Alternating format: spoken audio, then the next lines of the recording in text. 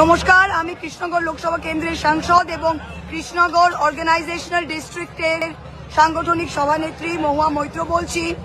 আমি কৃষ্ণনগরে বিপিসি টেকের বাইরে যেখানে কাউন্টিং হচ্ছে আপনারা দেখতে পাচ্ছেন, আমরা সবাই জয় বাংলা, আমরা সবাই রয়েছি। আমি সবার কাছে একটা প্রশ্ন আমি তুলতে চাই ইসিআই এর কাছে, যে আপনারা এই খেলা করছেন না, আপনারা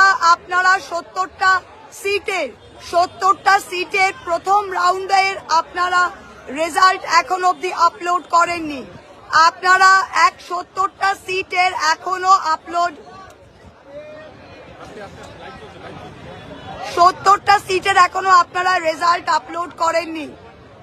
আর আপনারা ইচ্ছাকৃতভাবে এটা করছেন যাতে আপনারা দেখাতে চান যে বিজেপি লিড করছে, বিজেপি বাংলা কোনোদিনই জিতবে না, জিতবে আমরাই।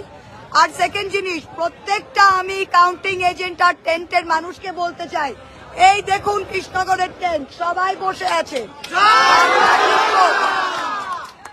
ওরা ইচ্ছাকৃতভাবে লোকসভায় এই টাইমে আমাদের 10 রাউন্ড গোনা হয়ে যায়, আজকে কোথাও 2 রাউন্ড, কোথাও 3 রাউন্ড, ইচ্ছাকৃতভাবে এটা করছে এবং ইচ্ছাকৃতভাবে কয়েকটা ট্রেন্ড রিলিজ করছে। সকল তৃণমূল কংগ্রেসকে বলছি, আপনারা নিজের জায়গায় টেন্টে কাউন্টিং হলে একদম বসে থাকুন। এই সরকার আমরা করছি, মমতা ব্যানার্জি জিতছে। আর নির্বাচন কমিশনকে বলবো, একটু লজ্জা রাখুন, লাস্টে কিন্তু মুখে আপনাদেরই কালি হবে। 70টা সিটের আপনারা ডেটা ঝাড়েননি কেন?